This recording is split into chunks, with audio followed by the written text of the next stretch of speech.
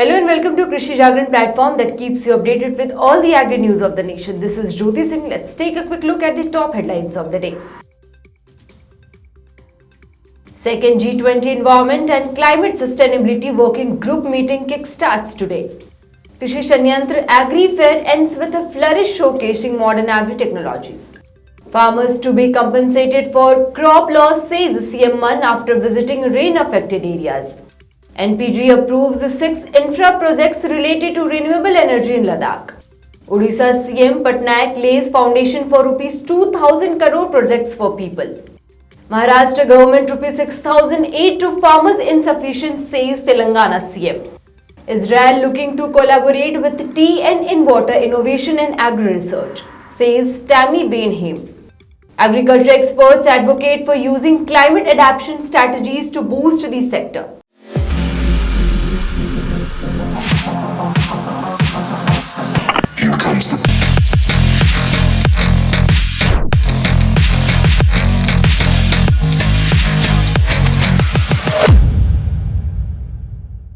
Now the news in detail. The second round of G20 summit in India begins with Environment and Climate Sustainability Working Group meetings today in Gandhinagar. The second meetings brings together 130 representatives from G20 member countries, 11 invitee countries and 12 international organizations. The three-day meeting will focus on thematic areas such as halting land degradation, accelerating ecosystem restoration and enriching biodiversity, etc. Various organizations under Ministry of Jal Shakti will also put up stalls on themes including Atal Bhujal Yojana, Swachh Bharat Abhiyan, Jal Shakti Abhiyan, National Water Mission, etc. during the meeting, showcasing and sharing the high-quality work with the delegates. The Krishi Shanyantra Mela began with much anticipation and excitement on March 25th. Today, the Mega Agri Fair marked the third day of the agriculture fair held at the Kurukuda field, Balasore. The event attracted a large number of farmers who were eager to learn about the latest farming techniques and equipment. The Krishi Shanyantra Mela commenced with two informative sessions. The session focused on better agricultural machinery and equipment. Moreover, 50 farmers were facilitated during the event for their exemplary contribution to agriculture. The Union Ministry of Agriculture and Farmers Welfare Narendra Singh Tomar, Purushottam Rupala, Union Minister for Fisheries, Animal Husbandry and Dairy Production, MP of Balasore, Pratap Chandra Sarangi and many senior officials from government department attended the three-day event. They also congratulated the conference on behalf of the Indian government and expressed Prime Minister Narendra Modi's dedication to the farmers' interest in the country and praised Krishi Jagran efforts to uplift the farmers of the nation. On Sunday, Punjab Chief Minister Bhagwant Mann visited the Moga, Bhatinda, Muktsar and Patiala district of the state where crops and damaged by hailstorms rainfall and gave assurance to the farmers that they would be duly compensated for the loss. CM Mann stated that he can very well understand the anguish and pain of farmers who suffered heavy loss due to unexpected rain. The Punjab government will be committed to the welfare of the farmers and farm labourers. As per official statement by Bhagwant Mann, if a farmer suffers more than 75% crop loss, the state government will provide a compensation of Rs 15,000 per acre. If the loss is between 33 and 75%, the compensation would be Rs 6,750 per acre, he said. He said that the labourers will get 10% as compensation while Rs 95,100 would be paid as indemnity for damage to house because of rough weather.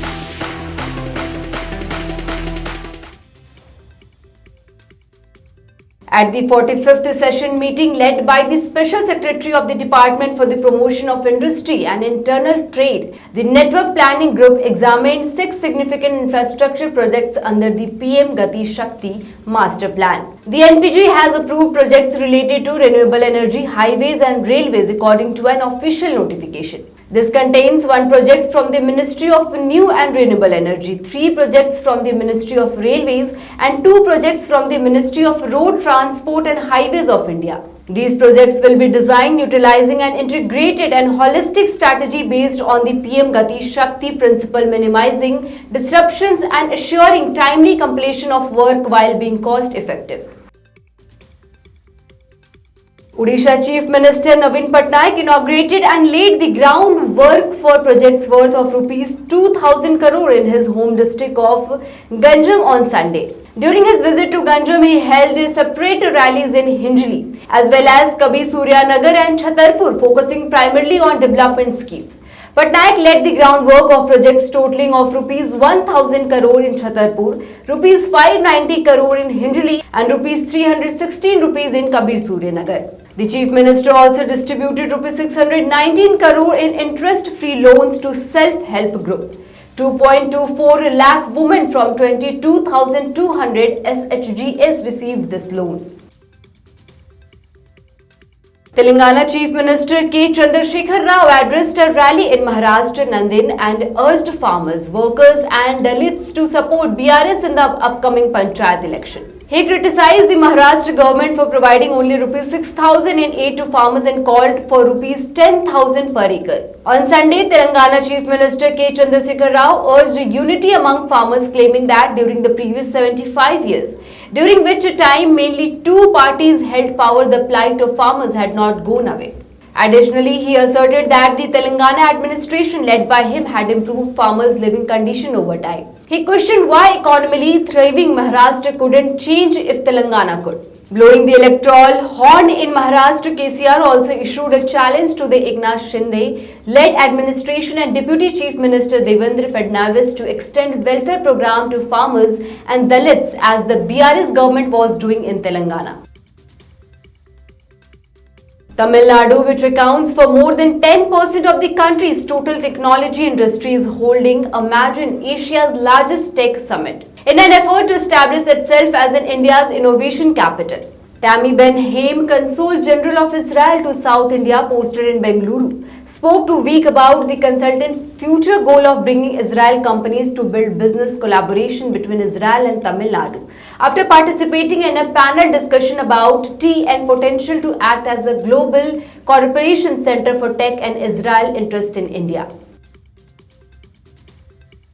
Concerned about the effect of climate change, environment and agriculture experts have urged Nigerian farmers to combine diverse climate adaptation measures in order to raise revenue and food security for the country's burgeoning population. Experts talked at a workshop on the Climate Adaptation Supports Program, which was Academia 2063 in collaboration with the Resource Environment Policy Research Center at the University of Nigeria and the Global Center of Adaptation in Abuja. According to him, impartial research shows that smallholder farmers do better when they apply numerous climate solutions such as varied cropping system, enhanced seedling and organic and inorganic fertilizers. So this was all about the news. For more updates on Agri News, stay tuned with Krishi Jagran Business.